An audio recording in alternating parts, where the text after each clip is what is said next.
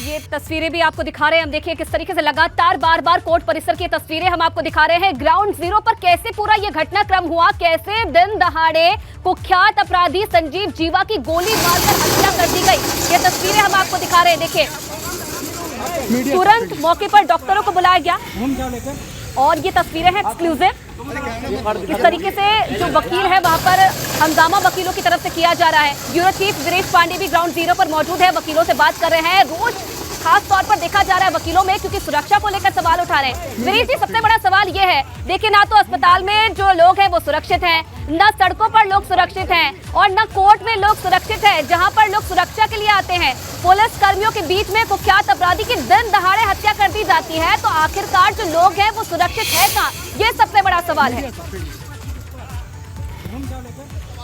देखिए, सवाल वकील लोग खड़ा कर रहे हैं। सवाल ये खड़ा कर रहे हैं कि पत्रकार के भेष में हत्या हो जाती है, वकील के भेष में हत्या हो जाती है, तो आखिर सुरक्षित कौन कहाँ रहे, क्योंकि ये कोर्ट है, कचहरी है, यहाँ पर जजेस बैठे हैं, हजारों की संख्या में वकील हैं। आप देखिए कि इन वकीलों की संख्या, यहाँ जो तादाद है वो लगभग, यहाँ पर कितने वकील हैं लगभग? अरे यहाँ हजारों की संख्या में वकील हैं। बार है उसके कितनी संख्या? कम से कम 10,000 वकील रजिस्टर्ड हैं। सेंट्रल बार जो यहाँ के मेन बार है, इसमें लगभग 6,500 पे नंबर रजिस्टर्ड हैं और 5-10 हज़ार अन्य वकील ऐसे जो रजिस्ट्रेशन का नहीं चल रहा है। इस बार के मेंबर नहीं, लेकिन यहाँ वकालत करते हैं। टोटल कम से कम 15 से 20 हज़ार वकील यहाँ वकालत करता है।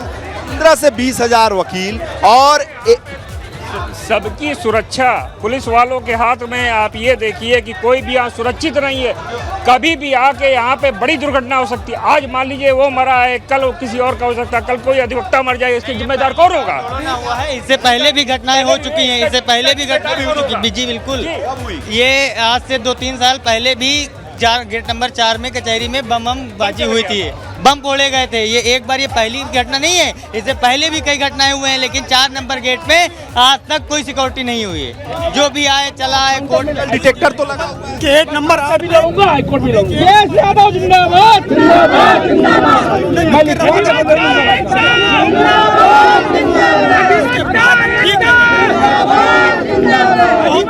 दूसरा, ये पुलिस है, ये पुलिस है जो गोली चल रही थी,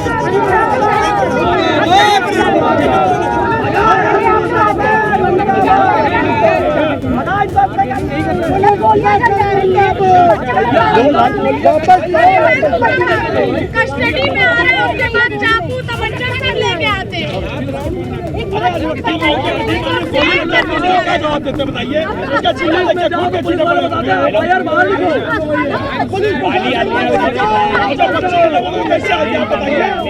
बच्ची खत्म हो गई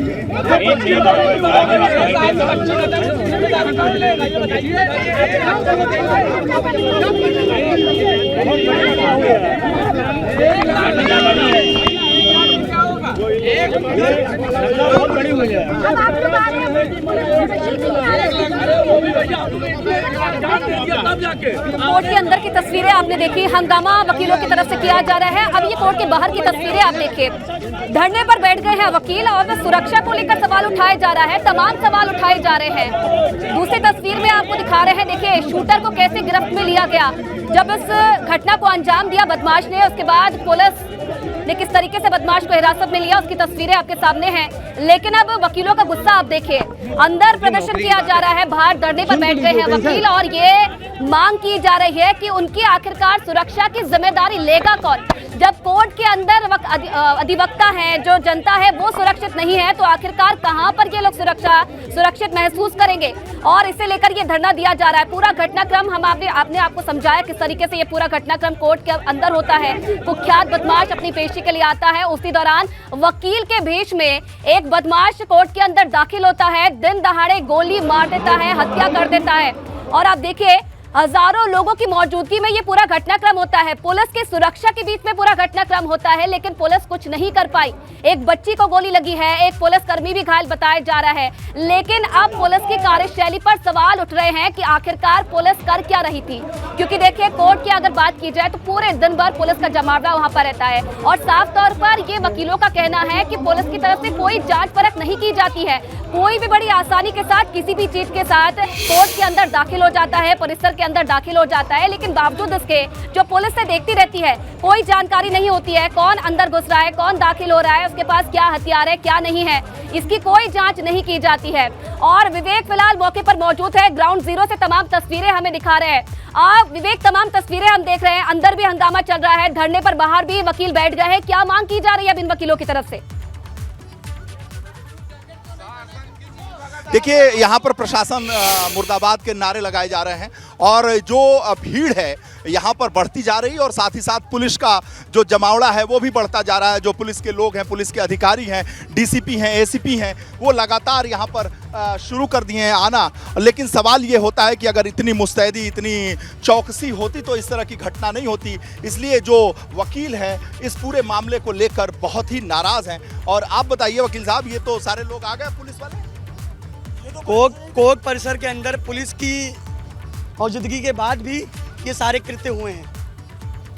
इस तरह से जो पुलिस के लोग बढ़ा दिए? देखिए बढ़ा नहीं दी गए वीरे सर, ये लॉकअप है जहाँ पर मुलजिम लाए जाते हैं, बंद किए जाते हैं सुरक्षा के लिए। ये चूंकि इतनी बड़ी वारदात हो गई है, पुलिस हिरासत में, कस्टडी में हत्या हो गई है, तो यहाँ पर जो अंदर बंदी हैं, जो जेल से लाए गए हैं, उनकी सुरक्षा के लिए सारे पुलिसकर्मी यहाँ पर फोर्स बढ़ा दी गई है। आनन फानन में लाए गए? जी बिल्कुल, इनको बुलाया गया। साथ कहीं कुछ थानों से, आसपास के थानों से होंगे तमाम लोग कि अंदर जो बंद हैं, कहीं ऐसा ना उनकी हत्या के चक्कर कचहरी में पेश करने वाले वकील आते हैं, ये जो अपराधी आते हैं, जो जिनके ऊपर ट्रायल चलता है, वो सारे यहीं रखे जाते हैं। सब जेल से जो आते हैं यहाँ पर उनको रखा जाता है। यहाँ हवालात है, नजारा भी कोशिश करेंगे दिखाने की। इस तरह की जो जाली के पीछे हवालात में उनको रख दिया जाता है और हवालात में रखने के बाद उनको जब उनकी सुनवाई होती है, जब उनका टाइम आता है, तब यहाँ से ले जाते हैं और वापस यहाँ पर लाते हैं। उसके बाद यहाँ जो इस परिसर में गाड़ियाँ होती हैं, उसी गाड़ियों से उनको जेल ले जाया जाता है। ये पूरा प्रोसीजर है, ये पूरी प्रक्रिया है। तो हवालात के अंदर बहुत सारे चूंकि अभी 5 बजे कोर्ट बंद होती है, तो अभी टाइम जब तक मर्डर हुआ, 3 बजे के आसपास मर्डर हुआ था, उस समय तमाम लोग थे यहाँ पर, तमाम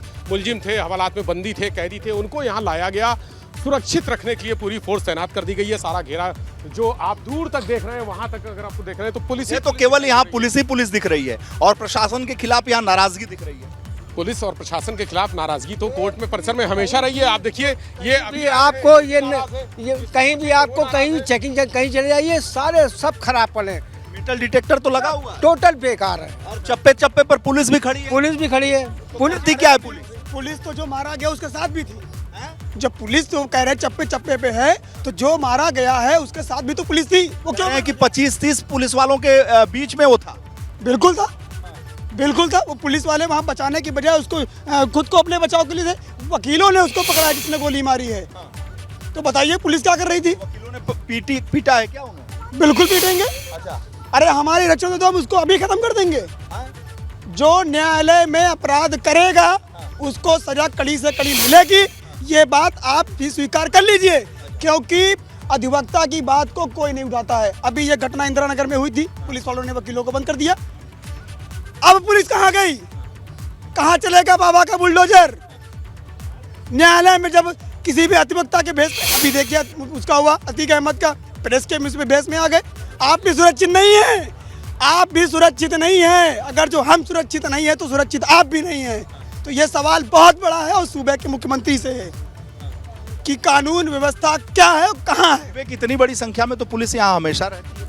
देखिए सर, ये पुलिस अभी बुलाई गई है क्योंकि लगातार इस तरह की चेतावनी, जो थ्रेट है वो बड़ी थ्रेट है। अभी भी कुछ लोग ऐसे हो सकते हैं जो इस वारदात के लिए घूम रहे हो। चाकू पकड़ा गया, जैसा हमारे अधिवक्ता साथी ने बताया कि चाकू पकड़ा गया गेट पे। कोई ना कोई वारदात करने आया होगा। किसी ने बड़ा डरी सी लग रही है। नहीं, डरे नहीं है, लेकिन जो हादसा हुआ बहुत खतरनाक हादसा हुआ है आज। बहुत, हम लोग बताइए न्याय दिलाते हैं, हम ही लोग के साथ न्याय नहीं हो रहा है। आप ही लोग न्याय दिलाते हैं और न्याय नहीं हो रहा है। अच्छा, तो लगातार आप जो बहुत खामोश होकर सुन रही हैं जी, चेहरे पर एक अलग सा भाव है, इसलिए मैं सोचा कि आपकी बात रख लूं। जी बिल्कुल, आज इतना बड़ा हादसा हुआ है, वकील के भेस में आके हम ही लोग की तरह ये लोग आके यहाँ पे हादसा कर रहे हैं। हम लोग सुरक्षित कहाँ से है बताइए आप? चलिए दूसरी महिला वकील भी हैं, उनसे भी पूछ लेते हैं। हम तो 1 घंटे के बाद मुझे पता चला कि यहाँ पे हादसा हुआ है। आए हैं, यहाँ पुलिस प्रशासन है वो कुछ करती ही नहीं है। बताइए, आपकी कस्टडी में है, फिर आपको देखना चाहिए कि क्या हो रहा है क्या नहीं हो रहा है। मुलजिम मारा जा रहा है, आप लोग खड़े तमाशा देख रहे हैं। अच्छा, आप भी बताइए बेटा। देखिए, जो हुआ वो गलत हुआ है, एकदम न्याय के विरुद्ध हुआ है। हर चीज़ का नियम और कानून के तहत चलना चाहिए। जिस तरह से यहाँ पे हुआ है ये एकदम अनुचित है, मैं इसको गलत मानती हूँ। अच्छा, और भी महिला वकील हैं जो बात करेंगी यहाँ पर। लेकिन अभी कुछ ऐसे लोग हैं जो बहुत हमसे बात करना चाह रहे। भैया आप बताओ जी, क्या आप कह रहे थे? बहुत हमें कह रहे थे कि मैं कुछ बोलना है, बताइए क्या बोलना है? हमें ये बोलना था कि जो है अगर कोर्ट में आदमी आता है और उसको वहाँ गोली लग जाती है तो इसमें कोर्ट की सुरक्षा का दायरा जो है प्रशासन की ही जिम्मेदारी होती है। अगर ऐसी घटनाएं होती रहेंगी तो कौन न्यायालय पे विश्वास करेगा, कौन वकीलों से मिलने आएगा, कोई मुकदमा करने की बात। सवाल लगातार खड़े किए जा रहे हैं। प्रशासन जिंदाबाद की जगह पे प्रशासन मुर्दाबाद के नारे लगाए जा रहे हैं और प्रशासन पर सवाल लगातार खड़े किए जा रहे हैं कि आखिर वो इस वक्त पुलिस की भीड़ दिखाई पड़ रही है, प्रशासनिक अधिकारियों की भीड़ दिखाई पड़ रही है, लेकिन घटना तो यहाँ पर एक तरीके से आम हो रहा है। यहाँ पर कई घटनाएं हो चुकी हैं, ऐसा इन लोगों का कहना है। वीरे सर, मैं कुछ देर साल पहले की बात बताऊंगा। कचहरी परिसर के अंदर ही टॉयलेट में विस्फोट हुआ था। कोर्ट रूम के ठीक नीचे टॉयलेट में धमाका हुआ था। उसके बाद ये कहा गया था कि सुरक्षा बढ़ा दी जाए, सीसीटीवी कैमरे लगा दिए जाएं, गेट बंद कर दिए जाएं, कोई गाड़ी आगे नहीं आएगी, गेट से भीतर नहीं आएगी, लोग पैदल चल के आएंगे। जो बड़े वाले गेट का छोटा वाला गेट होता है जिसमें सर झुका के घुसना होता है, उस तरह से आएंगे। प्रक्रिया हुई, 2-4 महीने के लिए रही, फिर वही स्थिति हो गई। अब देखिए ये सारे लोग सवाल यहाँ पर विवेक, एक सवाल जितने वकील हैं वो उठा रहे थे, वो ये कह रहे थे कि जो महिला पुलिसकर्मी है, जो पुलिसकर्मी हैं, वो मोबाइल पर वीडियो गेम खेलते रहते हैं। मैं और आप अक्सर देखते रहते हैं, हम लोग चुनावी रैलियों में जाते हैं, प्रधानमंत्री की रैली में जाते हैं, हम लोग गृह मंत्री की रैली में जाते हैं, मुख्यमंत्री की रैली में जाते हैं, नेता विपक्ष की रैली में जाते हैं, जहां सुरक्षा बहुत ज़्यादा रहती है। ऐसे में हम लोग भी देखते हैं कि जो पुलिस के लोग हैं और ख़ासकर जो महिला कांस्टेबल है, मैं इनसे कहता हूं कि ये अगर 10 में से 10 न खेलें तो 9 मोबाइल पे ही रहते हैं, 9 रहते हैं। और कांस्टेबल हैं वो भी मोबाइल पे रहते हैं। कोई बड़ा अधिकारी आता है तो जल्दी से मोबाइल जेब में रख लिया जाता है और उसके बाद से वो फिर काम पे लग जाते हैं। फिर कई बार मैंने अधिकारियों को, बड़े बड़े जिनके ऊपर जिम्मेदारी होती है, उनको डांटते हुए देखा, अरे मोबाइल रखो, मोबाइल रखो। जैसे घर में बच्चों को डांटा जाता है कि मोबाइल घर पे रखो यार, कहाँ तुम आ गए, मोबाइल रख के पढ़ाई लिखाई करो। इसी तरीके से जो आला अधिकारी हैं वो बोलते हैं। बिल्कुल ये लापरवाही का चरम स्तर है और कई बार ऐसा मैंने देखा और मेरे सामने कई अधिकारियों ने टोका, डाटा, गाइडलाइंस जारी की, लिखा पढ़ी में जारी की कि मोबाइल से दूर है। कुछ दिन पहले डीजीपी जो डीएस चौहान थे, आपको याद होगा, उन्होंने गाइडलाइन जारी की थी कि मोबाइल का कम्युनिकेशन के रूप में इस्तेमाल करें, उसको किसी भी तरह से इंटरटेनमेंट या किसी वक्त काटने के रूप में इस्तेमाल ना करें। लेकिन कोर्ट परिसर की सुरक्षा में जो लगे होते हैं या किसी भी बड़े नेता की सुरक्षा में जो ड्यूटी में लगे रहते हैं, हम बड़े नेताओं के घर जाते हैं तो वहाँ भी देखते हैं कि वो अपना मोबाइल पे व्यस्त रहते हैं, मोबाइल पे गेम खेलते रहते हैं। बिल्कुल, ये वीरेश जी, ये चीज तो है कि मोबाइल में जो ड्यूटी पर व्यस्त है, लेकिन उत्तर प्रदेश में कोर्ट परिसर में इस तरीके की गोलीबारी हो जाना, गैंगवार हो जाना, कहीं बम फट जाना, ये कोई नई बात तो है नहीं। और जब 50 दिन हुए हैं कि अतीक अहमद को जिस तरीके से पुलिस कस्टडी में मारा गया, क्या उन 50 दिनों में अब तक कुछ नहीं बदला है? ढर्रा वही है, रवैया वही है, बस जगह बदल जाती, कभी अस्पताल होता है और कभी कोर्ट हो जाता है। जिनके कंधों पर इतने बड़े बड़े लोगों की जिम्मेदारी है, वीआईपी की जिम्मेदारी है। अपराधी था संजीव जीवा, बड़ा अपराधी था, कई मुकदमे थे, इनामिया भी रहा, उम्र कैद हो चुकी थी, जेल में था, सारी उम्र उसको जेल में ही रहना था, लेकिन था तो इंसान ही, उसकी सुरक्षा भी तो महत्वपूर्ण होती है। एक बंदी, एक कैदी की, एक अपराधी।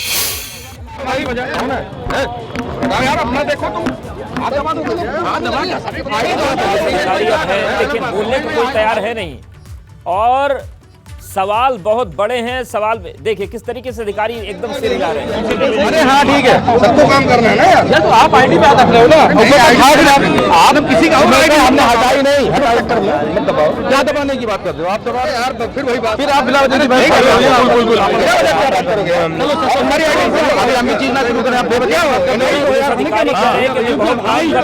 यार। लेकिन अगर असल में काम किया होता तो ये नौबत आती ही नहीं। ये तस्वीर बताती है कि काम नहीं हुआ है, लेकिन सुनते हैं क्या कहते हैं। सर क्या कुछ सर घटना हुई थी आज? देखिए आज कोर्ट परिसर में गोली चली है और एक मुलजिम जो पेशी पर आया था उसको गोली लगी है। आसपास के एक पुलिस कर्मचारी को भी गोली लगी है, परंतु अभी हम लोग अधिवक्ताओं से वार्ता कर रहे हैं और उनको उपचार हेतु एक का प्रकाश पाया है। अभी हम बताने की स्थिति में नहीं है, हम अस्पताल के से बात नहीं हो पाएगी।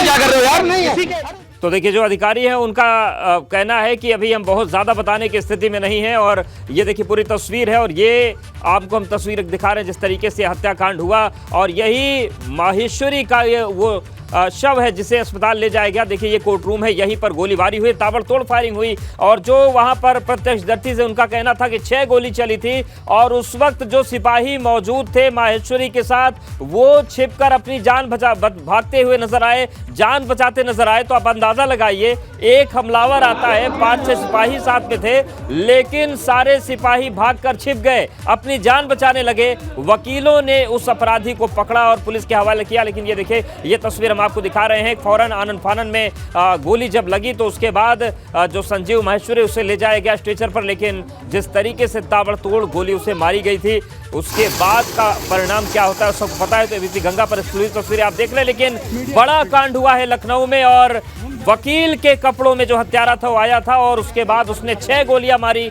जानकारी मिल रही है कि एक बच्ची को भी गोली लगी है। और ये देखिए कोर्ट परिसर के बाहर की तस्वीर हम आपको दिखा रहे हैं। जिस वक्त ये गोली कांड हुआ वहां पर एक प्रत्यक्षदर्शी आए थे अपना मुकदमा लड़ने के लिए। उनका कहना था कि पहले सिपाही को गोली मारी गई, उसके पैर पर, जीवा पर ताबड़तोड़ फायरिंग हुई और उसके बाद जो अन्य सिपाही साथ में थे उन्होंने अपराधी को पकड़ने के बजाय अपना छुपकर जान बचाने में ज़्यादा उन्होंने अपनी भलाई समझी और छिप गए। और उसके बाद कोर्ट रूम में अफरा तफरी मच गई। हालांकि जो शूटर था उसे वकीलों ने पकड़कर पुलिस के हवाले किया है, लेकिन उसकी बुरी तरीके से पिटाई भी की गई है। तो वकील के कपड़ों में हमलावर आया था, 6 गोलियां मारी गई हैं, ये जो चश्मदीद है वो बता रहे हैं। लेकिन हत्या के बाद नाराज वकीलों ने पुलिस के खिलाफ नारेबाजी शुरू कर दी है और वकीलों का कहना है कि बड़ी घटनाओं का इंतजार यहाँ बना रहता है। जब कोई कांड होता है तो 3-4 दिन सुरक्षा रहती है, लेकिन उसके बाद सब कुछ पहले जैसा। और ये देखिए जिस तरीके से हंगामा हुआ है, पुलिस की गाड़ी की आप हालत देखिए किस तरीके से कांच टूटे हुए हैं। तो बड़ी खबर यह है कि लखनऊ में कोर्ट परिसर में कुख्यात अपराधी की हत्या हुई है और हमले में एक बच्ची भी घायल हुई है। वकील अब सुरक्षा का मुद्दा उठा रहे हैं कि आखिर इस तरीके से अगर हालात बने हुए हैं तो फिर जो न्याय दिलाने के लिए वकील आते हैं उनकी सुरक्षा का क्या। अगर कोर्ट रूम के अंदर फायरिंग हो जाती है तो फिर सुरक्षा पर बड़े सवाल होते हैं। तो अभी तक तमाम घटनाएं ऐसी सुनने को मिलती थी कि कोर्ट परिसर में हंगामा हो गया, कोर्ट परिसर में मारपीट हो गई, चाकूबाजी हो गई, गोलीबारी हो गई, गैंगवार की स्थिति भी बनी है। लेकिन ये पहली बार हुआ है कि कोर्ट रूम के अंदर भी फायरिंग हो गई। तो जो तमाम वकील वहां पर मौजूद है उनका कहना है कि वकीलों की ड्रेस में आया था और उसने ताबड़तोड़ फायरिंग की। लेकिन सवाल ये है कि जो मेटल डिटेक्टर लगाए गए हैं क्या वो फेल है, क्योंकि अगर कोई अपने साथ कोई हथियार लेकर पहुंचता डिटेक्ट नहीं किया जा सका। सवाल ये है कि जो संजीव माहेश्वरी की सुरक्षा में पुलिसकर्मी पहुंचे थे वो क्या कर रहे थे, क्या वो इतने भी अलर्ट नहीं थे कि उसकी जान बचा सके। और जान नहीं भी बचा पाए तो उन्होंने भागना सही समझा। पुलिस वालों को अपनी जिम्मेदारी का एहसास उस गोलीकांड के बाद भी नहीं हुआ। हालांकि वकीलों ने उस अपराधी को पकड़ा और उसके बाद पुलिस के हवाले किया गया। और देखिए आप किस तरीके से अब कोर्ट परिसर में हंगामे की स्थिति बनी हुई है, बड़ी संख्या में फोर्स तैनात कर दी गई है, लेकिन बड़ी संख्या में वकील भी यहाँ मौजूद है। और सीधा सवाल सरकार से पूछ रहे हैं कि अगर इस तरीके की कानून व्यवस्था है और अगर कोर्ट परिसर भी इस तरीके से असुरक्षित है तो फिर वकीलों की सुरक्षा की गारंटी कौन लेगा। आखिर यहाँ पर न्याय अगर दिलवाने की कोशिश की जाती है तो फिर न्याय तो तब दिलवाएंगे जब हमारी जान बचेगी। लेकिन अभी तो संकट वकीलों के सामने है। जिस तरीके से कोर्ट रूम के अंदर तक फायरिंग की स्थिति बन गई उसके बाद अब वकील हंगामा कर रहे हैं, नारेबाजी कर रहे हैं प्रशासन और सरकार के खिलाफ। और सीधा सवाल ये पूछा जा रहा है कि आखिर कोर्ट की सुरक्षा की जिम्मेदारी कौन लेगा और इस तरीके से भगवान भरोसे कोर्ट को क्यों छोड़कर रखा गया है। तो ये तस्वीरें हम आपको दिखा रहे हैं लखनऊ की। देखिए उच्च न्यायालय के बाहर किस तरीके से बड़ी संख्या में वकील जमा हो गए हैं। बड़ा कांड हुआ है और जो संजीव माहेश्वरी उर्फ जीवा है उसे गोली मारकर उसकी हत्या की गई है। हमले में एक बच्ची भी घायल हुई है और इसके बाद से अब पूरी सुरक्षा व्यवस्था पर सवाल खड़े हो गए हैं कि आखिर कोर्ट की सुरक्षा की ये स्थिति है तो फिर आप समझिए कि क्या हाल हो गया है। ये अभी लगभग 50 दिन पहले अतीक अहमद को कुछ इसी तरीके से पुलिस कस्टडी के बीच गोली मार दी गई, उसके भाई अशरफ को गोली मार दी गई। बस यहाँ पर जगह बदली है, वो अस्पताल था और ये कोर्ट है। लेकिन जिस तरीके से संजीव महेश्वरी की हत्या हुई है पुलिस कस्टडी के बीच से, ये सवाल खड़े करता है कानून व्यवस्था पर भी, ये सवाल खड़े करता है कानून के इकबाल पर भी, और ये सवाल खड़े करता है कोर्ट की सुरक्षा पर भी कि आखिर किस तरीके से कोर्ट की सुरक्षा भगवान भरोसे चल रही है। और इस तरीके से अगर ताबड़तोड़ गोलीकांड का दौर चल रहा है तो फिर सवाल उठेंगे। अभी 1 महीने पहले जौनपुर में भी इस तरीके से पेशी पर आए अपराधी को जो एक आरोपी था उस पर गोली चलाई गई थी। तो सवाल यह है कि जो कोर्ट की पेशी पर आ रहे आरोपियों पर, सुनते हैं एक बार पुलिस अधिकारी को। ये उसमें एक संजीव और जीवा जो है इसे गोली लगी है, हॉस्पिटल भेजा गया है। उसमें 2 पुलिसकर्मी जो उसको हॉस्पिटल भेजा गया है। बच्ची का भी बताया जा रहा है, तो बच्ची भी ट्रॉमा सेंटर में भर्ती है। बाकी जैसे होगा घटना के बारे में अपडेट देंगे। ये जो जीवा है क्या ये किसी गैंग से जुड़ा हुआ है? ये अपराधी है, सजा याफ्ता अपराधी है, और जानकारी जैसे पता चलेगी आपको अपडेट देंगे। ठीक है, बताया जा रहा है। तो देखिए, सुन रहे थे आप। और बच्ची के बारे में अपडेट ये है कि बच्ची ट्रॉमा सेंटर में भर्ती है, उसका इलाज चल रहा है। तो बच्ची अभी फिलहाल उसकी जान बची हुई है, उसको बचाने की कोशिश की जा रही है, क्योंकि शुरुआत में जो प्रत्यक्षदर्शी थे उनका कहना था कि बच्ची की भी जान चली गई। लेकिन जैसा कि पुलिस अधिकारी बता रहे हैं कि बच्ची का इलाज ट्रॉमा सेंटर में चल रहा है, वो भी उस ताबड़तोड़ फायरिंग के दायरे में आ गई थी और उसके बाद उसे फौरन ट्रॉमा सेंटर ले जाया गया। और आप देखिए कोर्ट परिसर के बाहर और भीतर कितनी बड़ी संख्या में वकील जुट गए हैं, वो मांग कर रहे हैं अपनी सुरक्षा की। और इस जमावड़े और हंगामे को देखते हुए बड़ी संख्या में फोर्स को भी तैनात किया गया है। और ये जो पूरी स्थिति बनी है, ये कई सवाल खड़े कर रही है कानून व्यवस्था को लेकर भी, क्योंकि कानून व्यवस्था प्रायोरिटी है पुलिस की, सरकार की, लेकिन कानून व्यवस्था पर सवाल ऐसे उठते हैं। और देखिए आप वकीलों का गुस्सा, किस तरीके से वकील सवाल पूछ रहे हैं और उनका गुस्सा लगातार फूट रहा है। हमारे साथ ब्यूरो चीफ वीरेश पांडे और हमारे सहयोगी विवेक भी लगातार बने हुए हैं।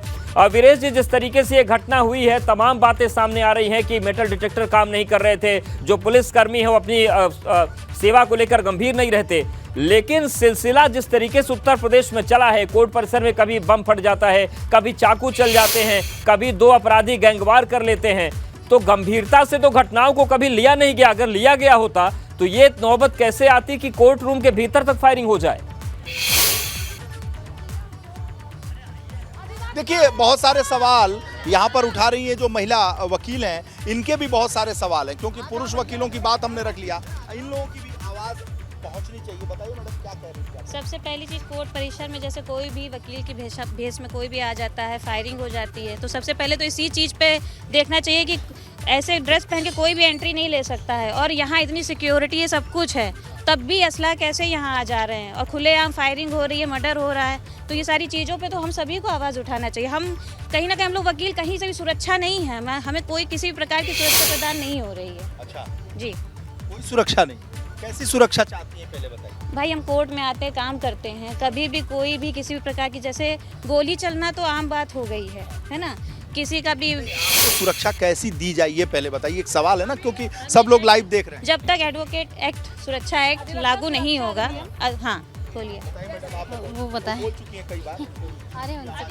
अच्छा, अधिवक्ता सुरक्षा अधिनियम जब तक लागू नहीं होगा तब तक हम वकील सुरक्षित नहीं है। जैसे कि अब कौशली जो अगर मतलब अधिवक्ता सुरक्षा हम लोग के लिए होना चाहिए। आजकल को इनके साथ है, कल हमारे साथ है, कल उनके साथ है। और जो ये यहाँ पर जो आते हैं, जो गैर नागरिक है जहाँ आते हैं, हम तो चलिए वकील है, पर जब उनको सुरक्षा नहीं तो हमारे लिए कहाँ से सुरक्षा होगी, ये बताइए आप। वकील सुरक्षा और क्या, वो देखिए आज एक बच्ची मार दी, सुरक्षा की मांग किया, क्यों नहीं मांग किया? कितने आए दिन हम लोग धरना प्रदर्शन करते हैं, कुछ हम लोग अंदर एक जो आरोपी को पेश किया गया, इसको किसी अज्ञात व्यक्ति द्वारा गोली मारी गई, उनको अस्पताल तुरंत पहुंचाया गया और इस दौरान एक सिपाही को भी कुछ छर्रे लगे, तो इन सभी को अस्पताल ले जाया गया। और यहाँ पर मौके पर जहाँ कोर्ट के बाद मौजूद है, वहाँ यहाँ के लॉयर्स हैं, वो भी बैठे हुए हैं और उनसे बातचीत करने के पश्चात हम घटनास्थल का पूरा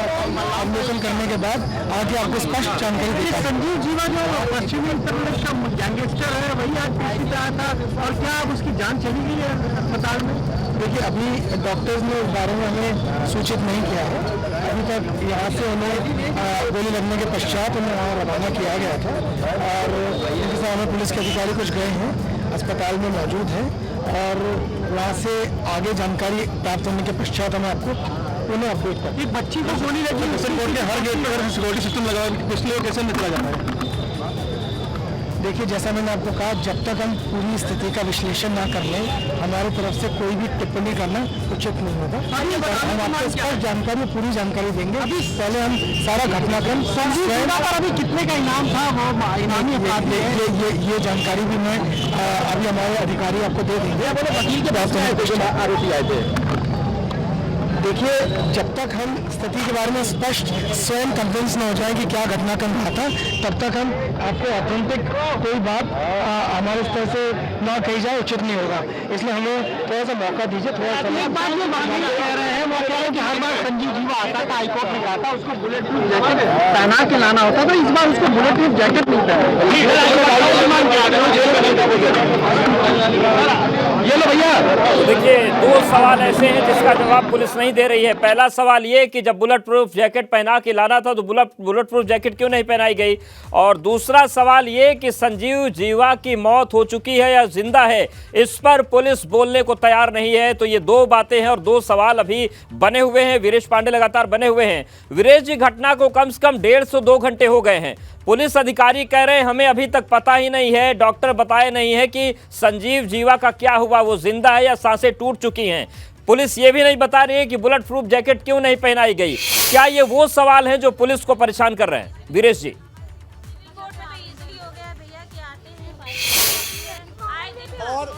अरे यार रुको, जब लगाएंगे तो बोलना। तो वीरेश जी से हम संपर्क करेंगे। वीरेश पांडे लगातार बने हुए। तो देखिए, तस्वीर हम आपको दिखा रहे हैं और बड़ी संख्या में अब कोर्ट परिसर के बाहर पुलिस को तैनात कर दिया गया है, क्योंकि वकीलों का जो गुस्सा है वो कहीं फूटकर बेकाबू ना हो जाए। ये भी एक चुनौती प्रशासन के सामने बनी हुई है, क्योंकि वकील बेहद नाराज हैं और उनका कहना है कि इस तरीके की स्थिति अगर बनेगी तो फिर हमारी सुरक्षा कौन करेगा। वीरेश पांडे के एक बार फिर शुरू करते हैं। वीरेश जी, दो सवालों का जवाब पुलिस देने से बच रही है। पहला सवाल पूछा गया बुलेट प्रूफ जैकेट क्यों नहीं पहनाई, और दूसरा सवाल ये कि जीवा इस सबसे पहले कलेक्ट्रेट से शुरुआत हुई थी जब बम धमाका हुआ था। इसके पहले भी सिविल कोर्ट में एक बार सुतली बम मिला था सीढ़ी के नीचे डीजे बिल्डिंग के अंदर, और आज एक वाकया और हो रहा है कचेरी के अंदर जो 3-6 फायरिंग हो रही है। अच्छा, ये बताइए, आप कह रहे थे कि वकील भी जिम्मेदार हैं इसके लिए। इसके जिम्मेदार हैं, क्यों? क्योंकि वकील आज की डेट में जो आ रहा है न्यायालय में, वो किसी की जूनियरशिप करना नहीं चाह रहा है। वो सीधे आता कहता हूँ हाई कोर्ट का वकील हूँ, और कहो उसको हाजिर माफी लिखना ना आती हो, ठीक है? तो पहले वो तो वकील बने, और वो वकील बनता नहीं, उसके ख्वाब जो फॉर्च्यूनर में। वो तो ठीक है, आप ये कह रहे थे कि यहाँ के जो मठाधीश हैं वो उनको प्रश्न। सुनिए तो बता दे रहा हूँ मैं, उनके ख्वाब है चलने फॉर्च्यूनर के अंदर, तो वो इसी तरह के डिस्प्यूट मामले देखते हैं, और जो कचेरी में बड़े लोग सह देते हैं उनसे गलत काम करवाते हैं, और बदनाम पूरी कचेरी का पूरा न्यायालय वकील होता है, बदनाम जान लीजिए आप। और कुछ चुनिंदा वकील हैं जो कि पूरे शहर में गंदगी फैलाते हैं, तो उन्हीं की आड़ में और उन्हीं की आड़ में कुछ दूसरे भी बाहर आ जाते हैं, जान लीजिए, उन्हीं की आड़ में केवल, और कुछ नहीं है। अगर हमारे कचेरी के बाहर के अध्यक्ष मंत्री अगर सख्त हो जाए एक बार, तो ये गारंटी है इसी न्यायालय परिसर के अंदर एक फर्जी आदमी कदम नहीं रख पाएगा। लेकिन हमारा अध्यक्ष मंत्री सख्त तो हो, वो होते ही नहीं है कहाँ से। तो ये वोट तो आप दे के ही अध्यक्ष और मंत्री बनाते हैं। भैया, मुझे तो अपना प्रतिनिधि ढूंढना ही ढूंढना है। अगर मैं ढूंढूंगा नहीं तो मेरी आवाज़ आगे पहुँचाएगा कौन? मैं खाली यही चिल्लाऊंगा कचेरी किराए पर खड़ो कर, यहाँ से मेरी आवाज बाहर कौन जाए? सवाल खड़ा कर रहे हैं ना बार पे। मैं तो उससे पहले खड़ा किया था। इसके पहले जब मोहनलालगंज तहसील में जो कांड हुआ था 200-250 वकीलों के खिलाफ FIR हुई थी, तब भी मैं बोलने गया था, लेकिन मुझे बोलने नहीं दिया गया वहाँ पर। बार काउंसिल वाले करते क्या है? अब ये तो भैया उनसे पूछ सकते हैं ना आप वकील हैं, हम क्या पूछें? आप बताइए। ठीक है, दर्द है तो हम ये जो आपका दर्द है, हमारे माध्यम से ये पूरे वकील जो यूपी के हैं वो देख रहे हैं। वो तो उनको स्वयं से चाहिए कि हमारे अधिवक्ता भाइयों का, मेरा और जो मेरे छोटे भाई आ रहे हैं न्यू जनरेशन, उनका कैसे सुरक्षित मैं कर सकता हूँ उनको, उस पर तो उनको कोई सख्त निर्णय लेना चाहिए, उनको उन्हें कुछ सख्ती करनी चाहिए। आज कचेरी के न्यायालय परिसर के अंदर हर गेट पर एक डिटेक्टर लगा हुआ है, लेकिन क्या अभी आप जाइए चेक करिए, कोई सिपाही चेक करता है? कोई चेक नहीं करता है। दिन में बैठ के मोबाइल चलाया करते हैं, तो जब अपनी आँख खोलेंगे नहीं तो हमें दिखाई कहाँ पड़ेगा कुछ। अच्छा, DS चौहान जो DGP थे, उन्होंने एक रेगुलेशन, एक पूरी तरीके से फाइल चलाई थी कि कोई मोबाइल नहीं देखेगा, पूरा उन्होंने नियम कानून बना दिया था। विवेक, वो याद है ना वो फाइल? क्या लिखा था? बिल्कुल बिल्कुल, उन्होंने कहा था कि मोबाइल का इस्तेमाल सिर्फ कम्युनिकेशन के लिए किया जाए, उसको एंटरटेन का माध्यम ना बनाया जाए। उन्होंने मोबाइल पर, चूंकि मोबाइल पर बहुत सारे लोग रील बनाते हैं, रील पुलिस वालों की हमेशा सोशल मीडिया पर सुर्खियों में रहती है, तमाम लोग। बिल्कुल वीरेश जी, और विवेक आपको रोकना चाहेंगे, एक तस्वीर आ गई, वो तस्वीर दिखा देते हैं। देखिए आरोपी की तस्वीर सामने आ गई है जिसने फायरिंग की थी, और ये है विजय यादव। देखिए यही वो आरोपी है जिसने ताबड़तोड़ फायरिंग कोर्ट परिसर के अंदर की है, और इसको बाद में पीटा गया और इसको पुलिस के हवाले किया गया। देखिए वकील की ड्रेस में नजर आ रहा है, इसने सफेद शर्ट पहन रखी है, कोट पहन रखी है, बकायदा पेन भी खोस रखा है ताकि असली वकील ये दिखे। लेकिन देखिए वकील के ड्रेस में पहुंचा और उसके बाद इसने 6 गोलियां वहां पर चलाई और वहां पर हंगामा हो गया। तो यही वो विजय यादव है जिसकी वजह से पूरी कानून व्यवस्था सवालों के घेरे में आज खड़ी हो गई आकर। यही विजय यादव है जो वकील की ड्रेस पहनकर कोर्ट परिसर में पहुंचा और उसने ताबड़तोड़ फायरिंग की गैंगस्टर जीवा की, और वकीलों का हंगामा अब चल रहा है। तो ये पूरी तस्वीर है। वीरेश पांडे लगातार हमारे साथ बने हुए हैं। वीरेश जी, विजय यादव की तस्वीर भी सामने आ गई है जिसने इस पूरे कांड को अंजाम दिया। एकदम वकील की वेशभूषा में पहुंचा है, और अब वही सवाल वकील भी उठा रहे हैं कि कोई भी आ जाएगा कल को और बड़ा कांड हो जाएगा।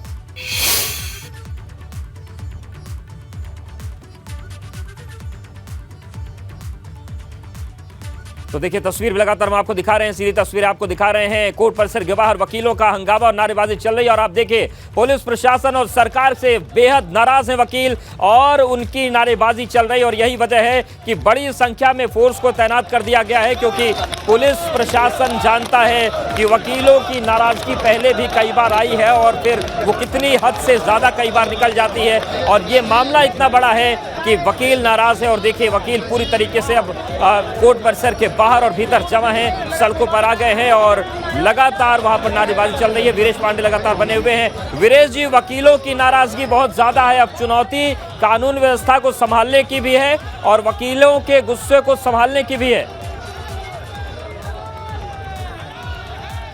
देखिए अवधेश, जो आपने कहा कि कानून व्यवस्था की बात है, प्रशासन की बात है, उसके खिलाफ नारेबाजी लगातार की जा रही है। संजीव जीवा कोई सामान्य अपराधी नहीं था, बल्कि ब्रह्मदत्त द्विवेदी। कहा जाता था कि कल्याण सिंह की सरकार में बहुत ही मजबूत कैबिनेट मंत्री थे। ब्राह्मणों के सबसे बड़े नेता भारतीय जनता पार्टी में माने जाते थे ब्रह्मदत्त द्विवेदी। ब्रह्मदत्त द्विवेदी की बड़ी छवि थी। कहा जाता है कि जो गेस्ट हाउस कांड हुआ था उसमें मायावती को बचाने वाले शख्स का नाम था ब्रह्मदत्त द्विवेदी। ब्रह्मदत्त द्विवेदी फर्रुखाबाद के बहुत बड़े नेता, आज उनके खुद भतीजे जो है प्रांशु दत्त द्विवेदी जो हैं, वो युवा मोर्चा भारतीय जनता पार्टी के प्रदेश अध्यक्ष हैं, एमएलसी भी हैं, और उनका एक बड़ा कद रहा है ब्रह्मदत्त द्विवेदी का। उस हत्या में संजीव माहेश्वरी शामिल रहा, जीवा जिसका नाम है वो शामिल रहा। उसको सज़ा भी मिली, उम्र कैद की सज़ा मिली, लोअर कोर्ट से मिली, हाई कोर्ट से मिली, और उसकी हत्या हो जाती है। तो ये एक बड़ा सवाल खड़ा होता है, और उसको हाई कोर्ट के आदेश से बुलेट प्रूफ जैकेट पहनाकर लाने की बात कही गई थी, और वो कहा जा रहा वकीलों के तरफ से कि बुलेट प्रूफ जैकेट पहना के लाया जाता रहा है। लेकिन फिर ऐसी घटना कैसे हो गई? ये जहां हम गलियारे में चल रहे हैं, ये कचहरी कोर्ट रूम, ये वही गलियारा है जहां पर हत्या हुई है, और जो लड़की हुई है बच्ची, जिसको जो घायल बताई जा रही है कि वो घायल है अभी। तो ऐसी स्थिति में ये कोर्ट रूम है, ये वो इलाका है जो दर्शक देख रहे हैं, और लखनऊ कोर्ट के बाहर की तस्वीर है, अंदर की तस्वीर है। और विवेक त्रिपाठी, ये सवाल खड़ा होता है कि आखिर जो जीवा जैसा इतना बड़ा माफिया, उसकी हत्या हो जाती है जज साहब की मौजूदगी में, जज साहब वकील साहब की मौजूदगी। कोर्ट रूम में सर उस समय जज नहीं थे, जैसा बताया जा रहा है, जो वकीलों ने यहाँ बताया वो जज मौजूद नहीं थे। लेकिन सवाल ये नहीं है मौजूद थे या नहीं। अगर मौजूद होते, जो मर्डर करने आया था वो तो उसी समय भी गोली मार देता, उस समय भी बम फोड़ देता। अगर उसकी जेब में बम होता तो शायद बम फोड़ देता वो। तो सवाल ये है कि इतनी कड़ी सुरक्षा व्यवस्था हम देख रहे हैं इस परिसर के भीतर। हमारे जैसे लोगों को घुसना मुश्किल होता है, जब वो कैमरा देखते हैं तो कहते हैं कि भाई कैमरा अलाउड नहीं है यहाँ पर, लेकिन असलहे लोग लेके चले आते हैं, चोरी छिपे असलहे लेके चले आते हैं, वकीलों के वेश में आते हैं, उनके पास पिस्टलें होती हैं और आके यहाँ अंदर मर्डर कर देते हैं। इसका कोई उनके पास जवाब नहीं है। जवाब यह है कि कैमरा देखेंगे या किसी भी सामान्य व्यक्ति को देखेंगे तो वो कभी अंदर उसको आने की इजाज़त नहीं होगी, लेकिन अपराधी आ जाते हैं और इतनी बड़ी वारदात कर देते हैं। ये सवाल है कि सुरक्षा व्यवस्था आखिर कहाँ है, क्या पुलिस सो रही है? मेटल डिटेक्टर लगे हुए हैं हर गेट पर, 8 गेट है, सभी गेट पर मेटल डिटेक्टर है, फोर्स लगी है, पैरामिलिट्री फोर्सेस तैनात रहती है परिसर के भीतर, लेकिन अपराधी आ जाते हैं, गोली मार के चले जाते हैं। तो ऐसी सुरक्षा व्यवस्था का क्या मतलब है, क्या आखिर उसका तात्पर्य क्या है? इतना सारा फोर्स, इतना सारा पैसा। प्रयागराज की घटना के बाद से ये घटना ऐसी है जिस पर सवाल उठना लाजिमी है और सवाल उठ रहा है और उठेगा, लगातार उठेगा। और ये कोई सामान्य व्यक्ति नहीं है संजीव जीवा महेश्वरी, इसकी पत्नी चुनाव लड़ चुकी है, विधानसभा का चुनाव लड़ चुकी है और वो आरएलडी राष्ट्रीय लोकदल के टिकट पर, जैसा माना जा रहा है कि राष्ट्रीय लोकदल के टिकट पर चुनाव लड़ चुकी है। तो ये राजनीतिक रसूख भी रखता था और काफ़ी एक्टिव भी था। मुख्तार अंसारी का साथी था और ये कहा जाता है यूपी में जो AK-47 से जो मर्डर हुए शुरुआती दौर पे, उसमें ब्रह्मदत्त द्विवेदी का नाम था। AK-47 से गोलियां चलाकर उनको मारा गया था। ये बहुत बड़ी वारदात थी, पूरा प्रदेश हिल गया था, यहाँ के पूरे मंत्री, सरकार हिल गई थी उस समय जब ये घटना हुई थी। ब्रह्मदत्त द्विवेदी हत्याकांड आज भी लोगों को याद है। जो संजीव जीवा की पत्नी है मुजफ्फरनगर की सदर विधानसभा सीट से, जहाँ से मुजफ्फरनगर से इस वक्त कपिल देव अग्रवाल मंत्री पिछली सरकार में भी रहे, इस सरकार में भी रहे। तो वो 2017 में जब योगी सरकार पहली बनी थी, उसमें वो 2017 में राष्ट्रीय लोकदल, जयंत चौधरी, अजीत सिंह उस समय जिंदा थे, उनकी पार्टी से ये प्रत्याशी भी बनी थी। तो ऐसे ऐसे माफियाओं, ऐसे ऐसे बदमाशों की पत्नियों को, उनके घर वालों को टिकट भी दे दिया जाता है। टिकट दे दिया जाता है। संजीव जीवा के पास पैसे की कोई कमी नहीं थी, जेल में रह के भी उसका अपना साम्राज्य था, उसके अपने धंधे चल रहे थे, उसका गैंग काम कर रहा था, तमाम वसूली के मामले चल रहे थे, सुपारी किलिंग चल रही थी, उसके पास पैसे की कमी नहीं थी, बहुत सारा पैसा था और वो चाहता था पॉलिटिकल शेल्टर कि एक तरह से उसको पॉलिटिकल राजनीतिक संरक्षण मिल जाए। राजनीतिक संरक्षण मिल जाएगा तो कहीं ना कहीं उसके बाद जो उसकी रंजिशें हैं, तमाम लोग उसके दुश्मन हैं, अंडरवर्ल्ड के लोग दुश्मन हैं, माफिया दुश्मन हैं, अगर पॉलिटिकल शेल्टर मिल जाता है तो वो अपनी पैसे की बात की तो पैसा उसके पास इतना था कि पिछले साल मुजफ्फरनगर में जिला प्रशासन ने सिविल लाइन क्षेत्र के महावीर चौक पर 4 करोड़ की संपत्ति की सीलिंग की थी, कार्रवाई की थी और बेनामी संपत्ति संजीवा जी की पत्नी जो है पायल माहेश्वरी के नाम से 4 करोड़ की सीलिंग की थी। और पिछले साल और भी उसकी संपत्ति बताया जाता है कि 50 करोड़ की संपत्ति को पूरी तरीके से सरकार ने सील कर दिया अन्य पश्चिमी उत्तर प्रदेश के जिलों से, चाहे वो मुजफ्फरनगर रहा हो, चाहे वो शामली रहा हो, चाहे वहाँ का आसपास का, चाहे वो गौतम बुद्ध नगर रहा है। पश्चिमी उत्तर प्रदेश में संजीव जीवा की वसूली लगातार चल रही थी। मुख्तार अंसारी का सबसे राइट हैंड माना जाता है कि मुख्तार अंसारी का पश्चिमी उत्तर प्रदेश में प्रतिनिधि के तौर पर संजीव जीवा काम करता रहा। और ऐसे में ऐसे कुख्यात जिसने ब्रह्मदत्त द्विवेदी की हत्या की, ब्रह्मदत्त द्विवेदी से कहा जाता है कि बहुत ही पोटेंशियल के नेता थे, वो भविष्य थे उत्तर प्रदेश के। कहा जाता है, जो राजनीति के जानकार हैं कहते हैं कि ब्रह्मदत्त द्विवेदी जिंदा होते तो वो मुख्यमंत्री बनते अगर सरकार भारतीय जनता पार्टी की बनती। तो ऐसे कद के थे। मायावती गेस्ट हाउस कांड में मायावती की रक्षा करने वाले ब्रह्मदत्त द्विवेदी का जो तेवर था, कहा जाता है कि तेवर था उस वक्त के मुख्यमंत्री कल्याण सिंह के सामने, वो भी कल्याण सिंह के सामने भी वो पूरी दबंगई के साथ अपनी राजनीति करते थे, कैबिनेट मंत्री के तौर पर अपनी बातों को रखते थे। और ऐसे ब्रह्मदत्त द्विवेदी की हत्या की गई।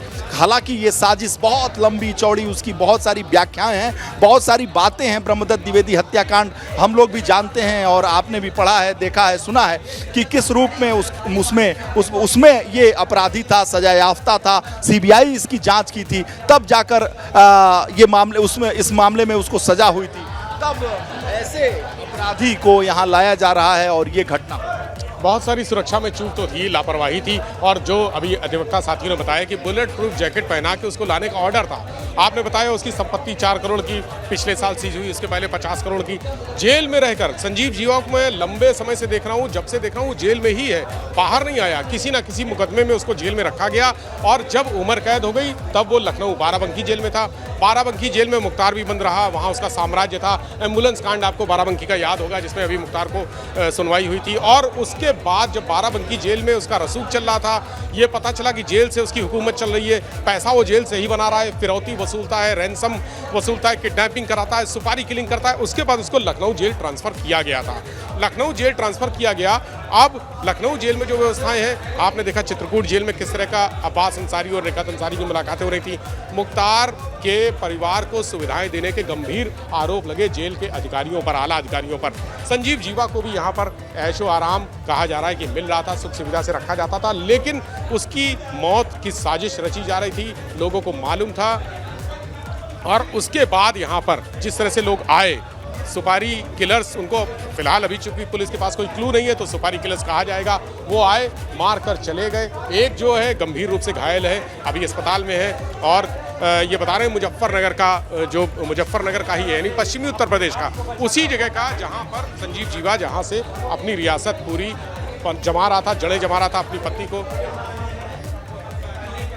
बिल्कुल, तो देखिए लगातार हम तस्वीरें आपको दिखा रहे हैं। ब्यूरो चीफ विनेश पांडे बने हुए, विवेक हमारे साथ बने हुए हैं। ये पूरी तस्वीर है और इन सब के बीच वकीलों का हंगामा भी चल रहा है। वकील नारेबाजी कर रहे हैं, उनमें नाराजगी है। कई सवाल ऐसे हैं जो जवाब देने पड़ेंगे पुलिस को। वीरेश जी, ये बताएं कि जिस तरीके से पूरी परिस्थिति बनी हुई है, इसमें एक सवाल बार बार उठ रहा है कि थोड़ी देर पहले एक पुलिस अधिकारी से पूछा गया कि जीवा की स्थिति क्या है, तो पुलिस कह रही कि हमें पता नहीं, अभी डॉक्टर ने बताया नहीं उसका क्या हुआ।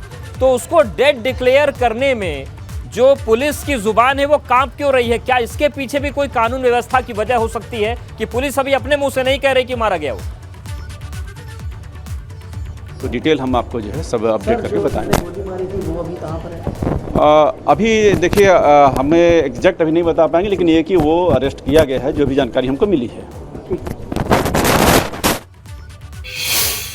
तो देखिए, जो अरेस्ट किया गया है वो उससे पूछताछ निश्चित तौर से होगी। लेकिन देखिए, कोर्ट परिसर की तस्वीरें हम आपको दिखा रहे हैं और लगातार ब्यूरो चीफ विनेश पांडे और हमारे सहयोगी विवेक बने हुए हैं मौके पर। विनेश जी, मेरा सवाल ये है कि अभी थोड़ी देर पहले जब एक अधिकारी से पूछा गया कि जीवा की जान बची है या उसकी मौत हो गई है, तो घटना के 2 घंटे बाद पुलिस अधिकारी कह रहे हैं कि अभी हम इसमें कुछ बता नहीं सकते, डॉक्टर्स ने हमें बताया नहीं है। ये जवाब क्या पचने वाला है कि 2 घंटे बाद पुलिस ये न बता पाए कि वो जीवित है या मृत है? देखिए, अगर यहाँ प्रत्यक्षदर्शियों की बात करें, यहाँ के वकीलों की बात करें, जो घटना के वक्त मौजूद यहाँ के लोग थे उनकी बात करें, तो ऑन स्पॉट उसकी डेथ हो गई, ऐसा प्रत्यक्षदर्शियों का कहना है। ये एबीपी गंगा नहीं कह रहा है, लेकिन पुलिस वालों का कहना है कि अभी मौत की आधिकारिक पुष्टि नहीं, उसका इलाज चल रहा है, वो अभी उसका इलाज धीरे धीरे वो रिकवर कर रही है, उसमें उसकी मौत नहीं हुई है। तो बात पुलिस की रखें या प्रत्यक्षदर्शियों की रखें, हम दोनों तरफ की बात रख दिए। यानी एबीपी गंगा के दर्शक हैं वो ये देख लें, जान लें कि पुलिस वाले इस बात को नहीं कह रहे हैं। वो ये कह रहे हैं कि अभी इलाज जारी है, इलाज चल रहा है और ऐसे में वो बच्ची सुरक्षित है और स्थिति उसकी गंभीर है, लेकिन जो स्थिति उसकी गंभीर होने के बावजूद जो हालात हैं वो नियंत्रण में हैं। लेकिन जो प्रत्यक्षदर्शी हैं, वकील हैं, उनका कहना है कि ऑन स्पॉट उसकी डेथ हो गई। ऐसे जो बहुत सारे वकील हमारे साथ हैं, बहुत बातें कर रहे थे। अभी आप बहुत आंदोलन कर रहे थे, बड़ा ये आंदोलन चलता ही रहेगा निरंतर। सुरक्षा के दृष्टिकोण से आप अगर हर गेट पे देखेंगे मेटल डिटेक्टर लगा है, पुलिसकर्मी, सुरक्षाकर्मी बैठे हुए हैं, किंतु अधिवक्ता की वेशभूषा में कोई भी आदमी आकर के यहाँ पे फायर कर देता है, ठीक है, और सुरक्षाकर्मी जो है 4 सुरक्षाकर्मी होते हुए, ठीक है, आकर के अंदर कोर्ट रूम में फायर हो जाती है। इस दृष्टिकोण को देखते हुए हमारी क्या सुरक्षा है? हर गेट पे मेटल डिटेक्टर और पुलिस सुरक्षाकर्मी लगे हुए हैं, किंतु हमारी सुरक्षा का कोई वो नहीं। भी तो बहुत है, पुलिस है, पुलिस सोती रहती है गेट पे, फोन चला रही है भैया, फोन चलाती है, मोबाइल पे वीडियो देखा करती है। आप गेट नंबर 4 से लगा के हर गेट पे देखिए जाकर के, वो सो रही है। इन्हीं सब चीज जाएगा आपका, इतना बोलेंगे। इन्हीं सब सुरक्षा दृष्टिकोणों को देखते हुए राजस्थान सरकार ने एडवोकेट प्रोटेक्शन एक्ट लागू किया। मैं कहता हूं यहाँ का अधिवक्ता कोई भिन्न है, अधिवक्ता समाज एक है पूरे भारत में। मेरी ये मांग है कि यहाँ पे एडवोकेट प्रोटेक्शन एक्ट लागू हो। हम अधिवक्ता सुरक्षित नहीं है। आज एक आम वकील जो हैं, जो बैठे होंगे जिले में, उनके लिए भी और दर्शकों के लिए भी ये कौन सा एक्ट है जिसकी मांग कब से चल रही है और इसमें क्या क्या सहूलियत मिली? हम लोग बहुत दिनों से एडवोकेट प्रोटेक्शन एक्ट में लगे हुए हैं। इसमें एडवोकेट की सुरक्षा को लेकर के कुछ प्राविधान बनाए गए हैं, जिसमें कि हमारी सुरक्षा है। एडवोकेट जैसे डॉक्टर अधिनियम बना हुआ है, ठीक है, मेडिकल प्रोटेक्शन एक्ट बना हुआ है, उसी तरीके से एक हमारा जो है एडवोकेट प्रोटेक्शन एक्ट है, जिसके अंदर कई जो है चीज़ें हैं जिसमें कि हम सुरक्षित अपने आप को महसूस कर रहे हैं, हमारा अधिवक्ता समाज सुरक्षित महसूस कर रहा है। हम उसी की मांग कर रहे हैं कि उसको लागू किया जाए। जिस प्रकार राजस्थान सरकार ने उसको जो है लागू किया, यहाँ पे भी उसको लागू होना चाहिए। सुरक्षित हो जाएगा। बिल्कुल सुरक्षित सुरक्षित हो जाएगा नहीं हो जाएगा तो एक अलग बात है, पर हम प्रयास तो करेंगे, हमारी सुरक्षा के लिए हम प्रयास तो करेंगे। हमारे प्रत्येक गेट है अभी तक जो जानकारी मिल रही कि संजीव जीवा जो गैंगस्टर है वेस्टर्न यूपी का, उसकी पेशी थी और जब वो यहाँ पहुँचा है उसके बाद ही यहाँ पर फायरिंग हुई है और जो वकील की ड्रेस में जो लोग आए थे उन्होंने व्यवस्था नहीं होगी तब तक कोई भी ब्लैक पैंट और व्हाइट शर्ट में एंट्री करके किसी भी प्रकार की आपराधिक घटना का यहाँ पर कृत्य कर देगा, जिस प्रकार की आज घटना यहाँ पर हुई।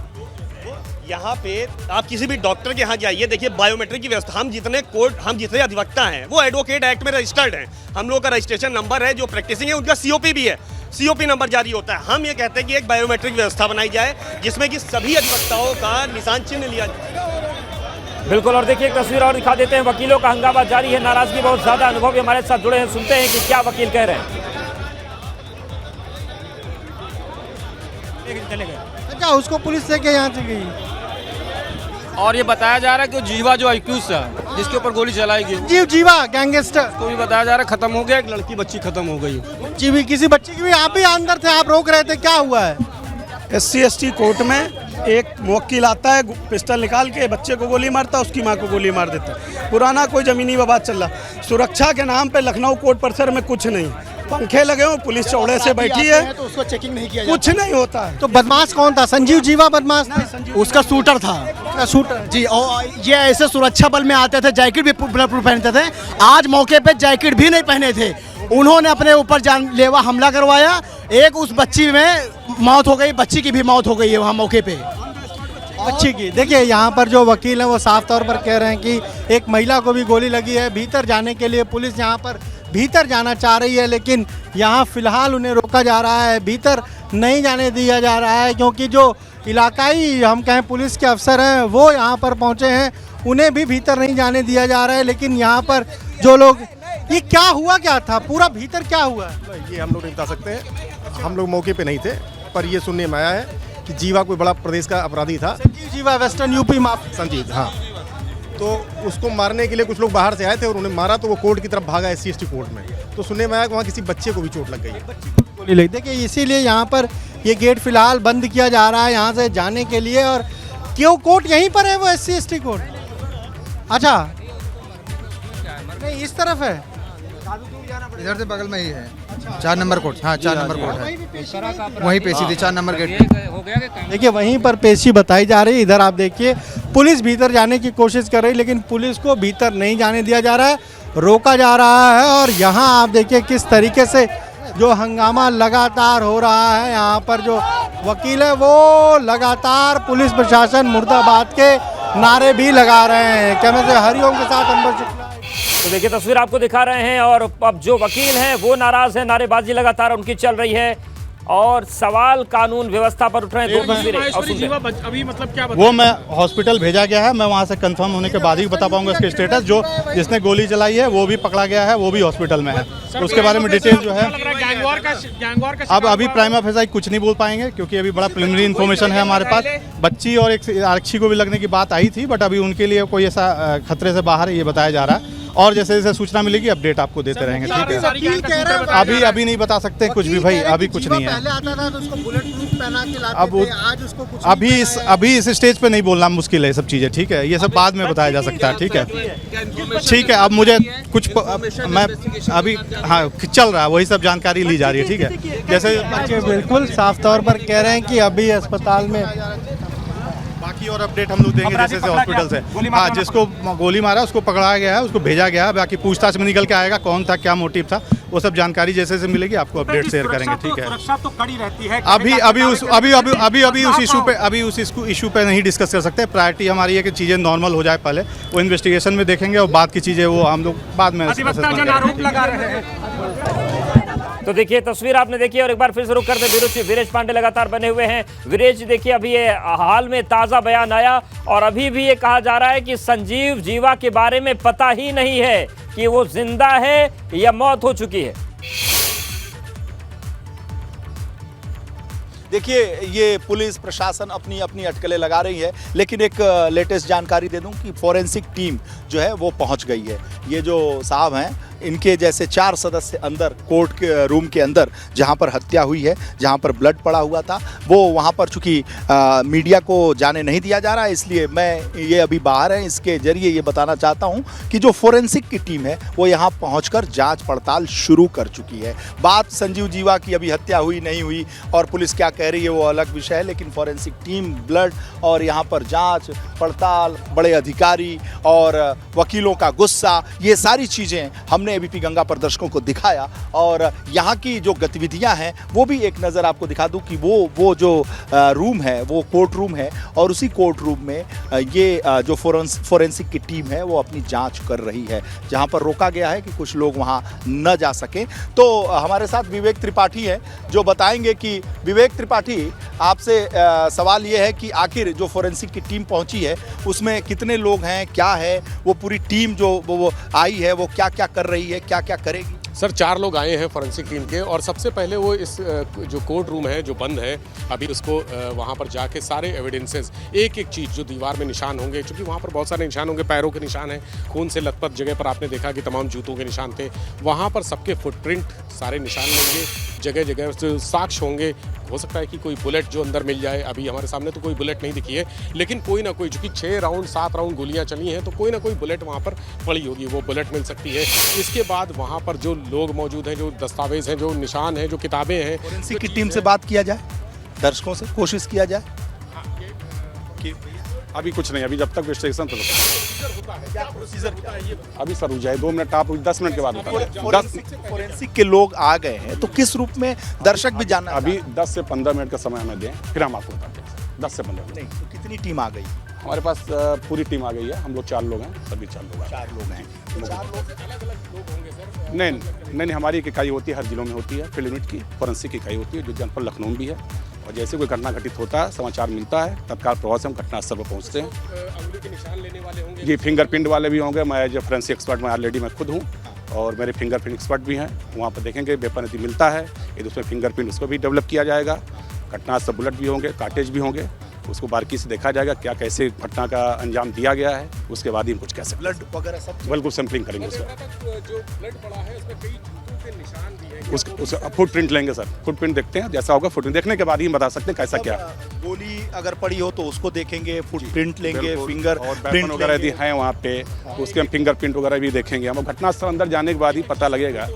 राइट, फोटो और वीडियो दोनों, फोटोग्राफी और वीडियो दोनों। फोरेंसिक टीम जब ये सारा रिकॉर्ड इकट्ठा करती है तो आगे कहाँ जाती है? सर इसको जो इन्वेस्टिगेशन अधिकारी होता है पुलिस का, उसको हम रिसीव कराते हैं। जो आईओ होता है उसको रिसीव कराया जाता है। पुलिस वाले को कराते हैं? जी कि हमारी फोरेंसिक टीम वहाँ गई, उनको खुद ही पन्नी में एक तरह से अपने तरह सील करके उनको देता हूँ राजी, और उसके बाद उसको फोरेंसिक लैब के भेजा जाता है जांच। किसी की हत्या होती है और ऐसे में फोरेंसिक टीम पहुंचती है, एविडेंस इकट्ठा करती है। राइट, बस एविडेंस इकट्ठा देती है, इसके बाद जांच के लैब में जाता है। आप लोगों को सूचना कौन देता है? पुलिस बताता है कि भाई ये हत्या, थाने, सर्किल सीओ या बिल्कुल। तो देखिए फोरेंसिक टीम पहुंच गई है और लखनऊ में बड़ा कांड हुआ है। कोर्ट रूम में पेशी के दौरान माफिया संजीव जीवा की गोली मारकर हत्या हुई है। फायरिंग में एक बच्ची भी घायल हुई है, सिपाही भी घायल हुआ है। और देखिए तस्वीरें हम आपको दिखा रहे हैं। अब वकीलों की नाराजगी भी खुलकर सामने आ गई है। देखिए घटना के बाद की तस्वीर दिखा रहे हैं। यही वो सिपाही है जिसके पैर में गोली लगी है। ये सिपाही कोर्ट रूम में मौजूद था।